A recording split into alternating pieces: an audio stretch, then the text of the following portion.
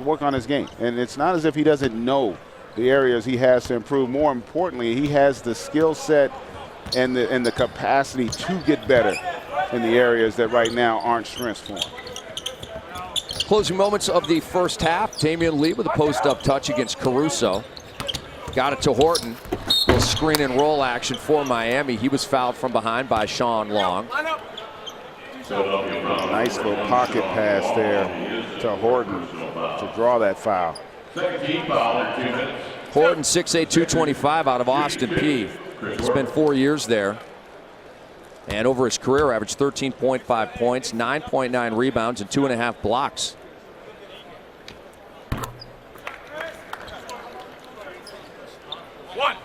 So I'm amazed at the length of the arms of some of these guys, because Horton's got just some extremely long arms. And a nice rebound by Sean Long. As does Long and Holmes as well.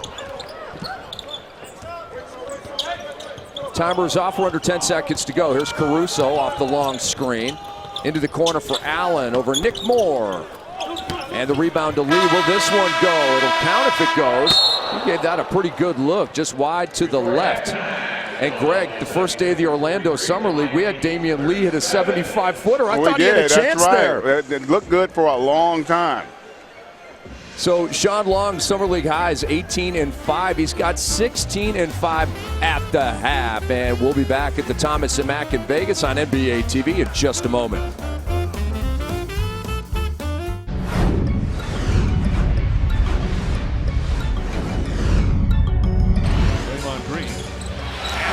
Stolen by Robertson. Westbrook sidestep. Oh, lays it in.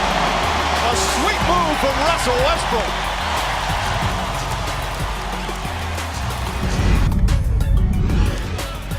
He cannot allow. Oh my goodness! That is illegal what he does. They are up in Chesapeake Arena. Oh, did he just slice through a couple of defenders? Westbrook, beautiful through traffic, and then he simulates it afterwards and says, "You want to see it again? We do." How about the step and the distance of the step?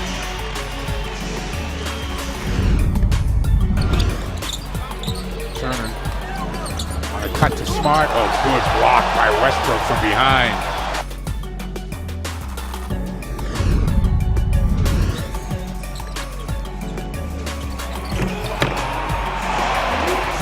Gets his ankles broken. Westbrook flying to the rim and dropping a crowd pleaser.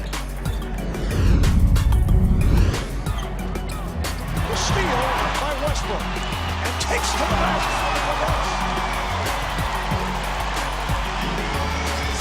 That gets the crowd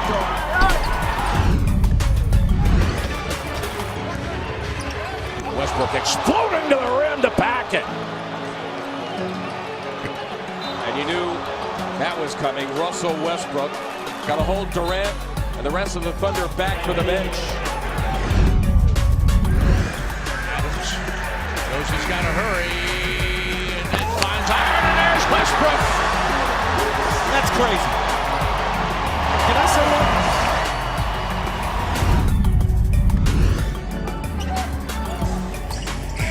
Westbrook at the buzzer, got it.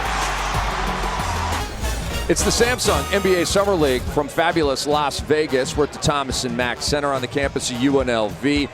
Watching a good one here. This is a consolation game for the Sixers and the Heat, but you wouldn't know it by the effort on the floor. We want you to catch some great 3-on-3 basketball action, music, and art this summer at DEW NBA 3X. Admission is free. And for information on the schedule and NBA player appearances, follow us at DEW NBA 3X. Jared Greenberg talks with Justice Winslow on the other side of this break. I know you're not going anywhere.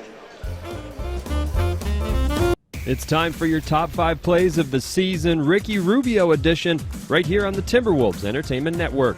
At number 5, it's a Ricky Rubio triple, putting the Wolves up late against the Suns. Bondinger guarding him. Wiggins takes him off the dribble, attacks into the paint. Out to Ricky, right side three. He answers right back. Wolves in front, 113-112. Coming in at number 4, Ricky Rubio turns defense into offense against the Bulls. Dropping it back for Gasol. One dribble, trying to kick it out to Rose, stolen by Rubio. Ricky will lead the break 3-on-2. He'll attack it himself, around his back, to the rim, and lays it in with the left hand.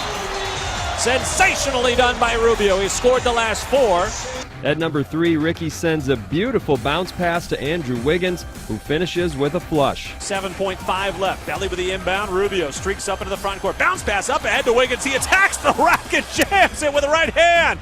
What a pass by Rubio. At number 2, Rubio sets a new career high with 28 points in a win over the Lakers. Wolves with the ball here in a 2-point lead, 104-102. Ricky around the town screen. Pull up left elbow jumper is good. 27 now for Rubio, a new career high. And our number 1 Ricky Rubio play of the season, a game-winning 3 against the OKC Thunder. Tied at 96. Ricky Rubio to trigger in. It comes to Wiggins up top. He'll use a little bit of clock.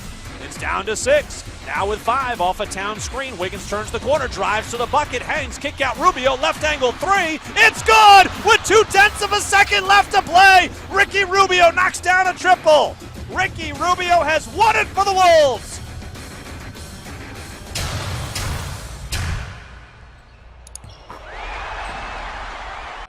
So, Popeye Jones family, congratulations on that fantastic news. And here's Joe Young with a left-handed rim rocker on Nick Johnson's face, and Joe Young is down. Yeah, he came down on He is that injured. hip and elbow. I was shocked that they didn't call a foul on that play. Let's hope Joe Young is okay. Well, he took. He's not okay, favored. boy. Very fortunate there. Joe Young is a tough customer. And NBA Summer League, and Philly has 43 on 46%. Miami has 37 on 42%. And we welcome you back to the Thomas and Mack Center on the campus of UNLV. Rick Kamla, Greg Anthony, we have Jared Greenberg with us as well. Let's show the people some first half highlights. And there were highlights in this consolation game between the Sixers and Heat. And really, the highlight of the whole thing is Ben Simmons playing, certainly. That's great to have the number 1 overall pick out there on the floor performing. And the thing I loved about him, even though he wasn't scoring, he was allowing other guys to have an impact. And Long was exceptional the way he started the game, and great activity, as was Holmes. That duo combined for 25 in that first half on 11 of 13 shooting. But, you know, Miami fought back, particularly in that second quarter. Victor Rudd was one guy that got it going. I think he scored all 7 in that second to kind of get them back into it. And Jankovic also chipped in with 9 points off the bench to make it a little bit more interesting here as we get ready to tip in the second half. So here's a look at the stats. The three-point shooting has been woeful, a combined 5 of 26, and the Heat have missed 4 free throws to the chagrin of Juwan Howard. And as you can see, Philadelphia, thanks to Ben Simmons with 4 dimes, TJ McConnell with 4 dimes, they already have 11 here at halftime. Let's swing it over to Jared Greenberg with a very special guest. It's Justice Winslow. You guys know him from the Miami Heat, but right now, Rick, you're probably familiar with this because Rick Kamla is all over Snapchat, and Justice today taking over the NBA on TNT Snapchat account. Why don't you tell everybody how you got your day started on the takeover?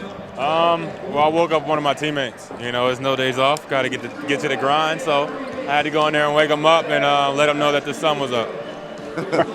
What else was taking place during this takeover on Snapchat? A good workout. You know, some of the guys that aren't playing Summer League, me, Josh, Tyler Johnson, and Hassan, you know, we went in, got some work in. So for those guys to be in the gym after getting maxed out really speaks a lot about them. So you were able to get some work in also in Orlando playing in that Summer League. What specifically with your game now that maybe your role is going to be increased a bit, how are you trying to work on this summer?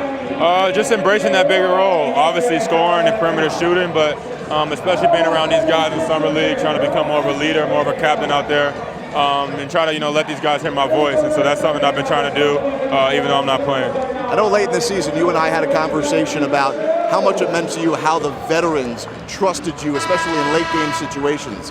Now that many of those guys are gone, What has to change with your approach inside the locker room with the rest of the guys? I just have to sort of take their approach. You know, the way they approach me, I have to approach the other guys on the team. I have to kind of be that leader. But it's not going to take one person. It's not going to be just me trying to make up for the loss of, you know, guys we don't have coming back. And so I'm really excited about the role I'm going to have. But you know, I know a lot's going to be expected of me, and I can't wait, you know, for the season. Well, we appreciate you joining us here, and best of luck as you gear up for a huge year for yourself. Thank you. And enjoy the rest of Snapchat. Now, maybe you'll get him going to sleep too. Yeah, I think there's a cutoff. I don't think Jay Rich goes to sleep at midnight, so I might be done. Josh Richardson, watch out. Justice, thanks so much, man. Appreciate it. Back to you guys. All right, Jared and Justice, thank you. Greg, you were worried about Jared's hair with the Samsung device. He has figured it out. Jared is a professional. I really didn't have any doubt that he would get it straightened out. Ben Simmons starts with a jump shot, and going back to Justice Winslow for a moment, 10th overall pick in the 2015 draft. And with Luol Deng moving on, Joe Johnson moving on, Dwayne Wade moving on, he's going to be one of the main guys for the Heat this upcoming year. That's a great point. And, you know, something he said is so important in terms of him learning from the mentors. You know, the Luol Dengs, the Dwayne Wades, and those guys in terms of becoming a pro. Like, there's an element of being a pro that has nothing to do with your talent. It's about your work ethic. It's about your approach. And he talked about today, those guys went in, they got their business taken care of. You know, they're passionate about their profession. And Simmons is going to get the foul there on Rudd. And that stuff's important in terms of your development. And that also helps your coach. You know, Erik Spoelstra's not going to be looking for guys to be leaders. You know, he's going to have a certain level of leadership in that locker room, even though they're going to have to also replace a tremendous amount of production when you look at the guys they lost. Ben Simmons pull up over Carrera. Look good off his hand. And the rebound to Luwawu-Cabarrot. Simmons now with the much smaller more on him. And they swing it around to McConnell. Here's Brandon Ball off the front of the rim. Are you having a feeling that maybe there's a concerted effort to give Ben Simmons some shots early on in this third quarter? You know, a lot of times you'll want guys like Ben Simmons to just be more aggressive, not necessarily always to shoot it, but aggressive to make plays. And if that play calls for the shot to be taken, then so be it. Nice contest there. Horton fouled by Brandon Paul. So in terms of replacing Dwayne Wade, well, let's just say this. That's an impossibility. We're talking about an all-time great player, but they bring in Ellington, James Johnson. Miami matches the offer sheet that Tyler Johnson signed with the Brooklyn Nets. Derek Williams leaving the New York Knicks to go down to Miami. And some solid players, but there's no replacing Dwayne Wade. Well, listen, Dwayne Wade's the most important player in the history of the franchise. I mean, let's not kid ourselves. The guy won 3 world championships, and he's a part of the fabric of Miami. He was, you know, Wade County. And so to lose that psychologically, it's going to take a toll too. You know, that's you know, you're talking about a guy that's been in that locker room for 13 years, that when he came there, the fortunes of the Heat completely changed. You know, he made them relevant. And you're talking about one of the truly greats to ever play this game. And so anytime you lose a guy like that, it's going to be felt not only throughout that roster, but throughout that entire city. Holmes left that hook shot short. And here is Horton. Kind of a wild attempt on that layup. Jared Greenberg has more. Guys, big day tomorrow in Miami Heat Nation. Pat Riley is going to give a state of the off-season address and speak publicly. Besides some of the text message conversations that he sent to members of the media, we'll hear from Pat Riley about losing Dwayne Wade and all the other moves that the Heat have made this offseason as they gear up for the regular season in a few months. Jared, thank you. Richaun Holmes just hit a 3, and here he is again plowing over Damian Lee, who takes the charge. And when LeBron James left Miami, it was a very spirited press conference with Miami Heat president Pat Riley. He had some choice parting words for LeBron. Now, Dwayne Wade has been interviewed subsequent to leaving, and Greg, I'm sure you saw his comments. I'm paraphrasing, but it was all love. He said that he knew that it was a business decision. He had nothing bad to say about Pat Riley, nothing bad to say about the Heat organization. Yeah, and again, of course he was disappointed as well. The nice little jumpy left hook. That maybe things didn't go differently early on. I don't think his intention going into the offseason was to leave Miami. And that part's a little bit disappointing as Simmons starting to look a little bit better with that jump shot here in the second half. But I'm looking forward to hearing from Pat Riley because, listen, you lost the best player in the world 2 years ago, and then you just lost the most important player in your franchise's history this year. I mean, obviously, after 13 years, Dwayne Wade still really good now.